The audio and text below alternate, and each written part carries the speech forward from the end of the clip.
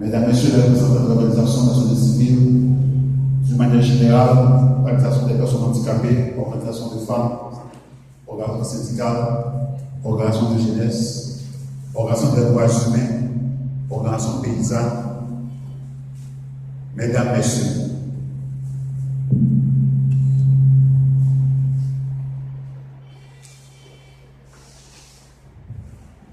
je ne saurais omettre de vous remercier pour votre présence ici. Merci d'être parmi nous. Merci d'être avec nous.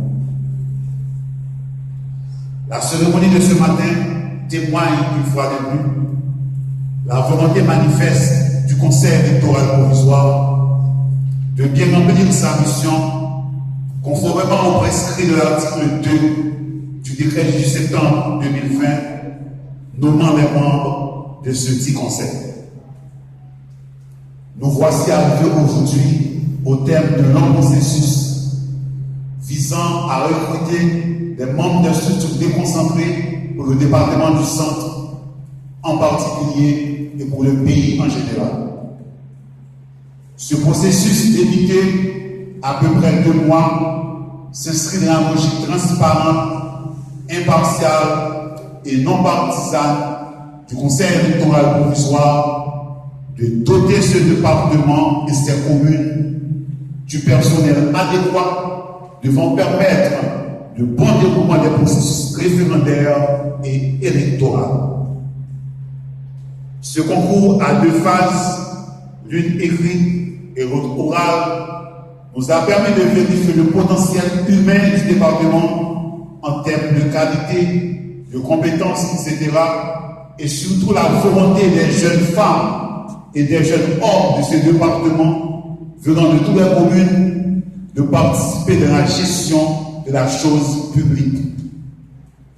À tous ceux et toutes celles ayant participé à ce processus, je vous rappelle que le pays a besoin de vos services. Le pays est fier de vous.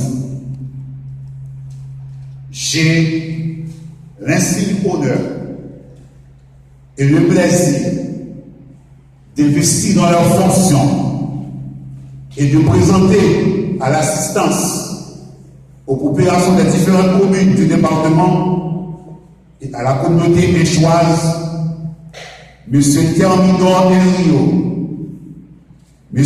Lucien Franz et Mme Poulard Minouche Juna, respectivement président, vice-président et secrétaire trésorière du bureau départemental du centre du CEP.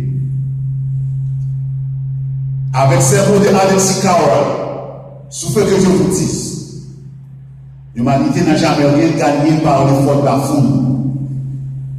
Elle est poussée en avant par la passion de quelques individus, par la flamme de leur intelligence, par les idéaux de science, de charité ou de bonté.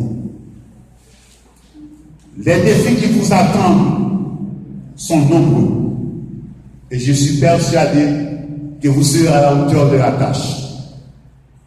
L'objectivité, la rapidité, la confiance, voire la passion seront autant d'atouts que vous devriez développer pour établir des liens de collaboration fructueux à l'échelle locale et régionale.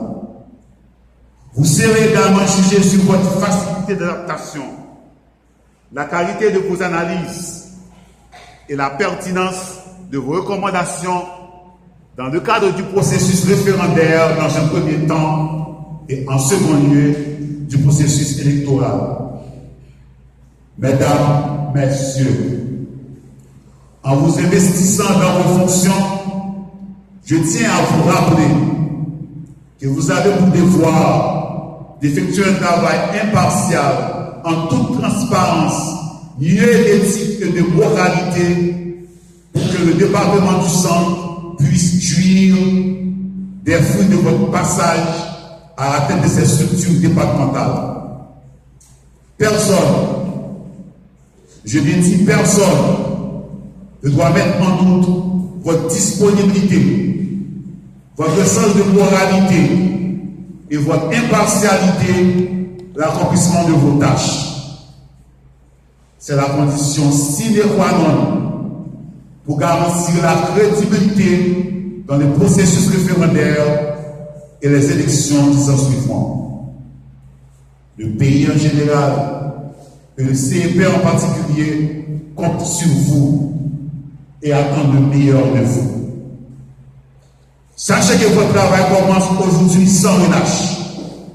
Ne dormez surtout pas sur une tâche non encore finalisée, un rapport non terminé, une mission non réalisée, car au final, c'est la somme de ces actions qui traduiront votre assiduité, votre sens d'attachement à la gestion de la chose publique. Je profite de cette même occasion pour m'adresser aux autorités du gouvernement et aux représentants de l'État dans ce département.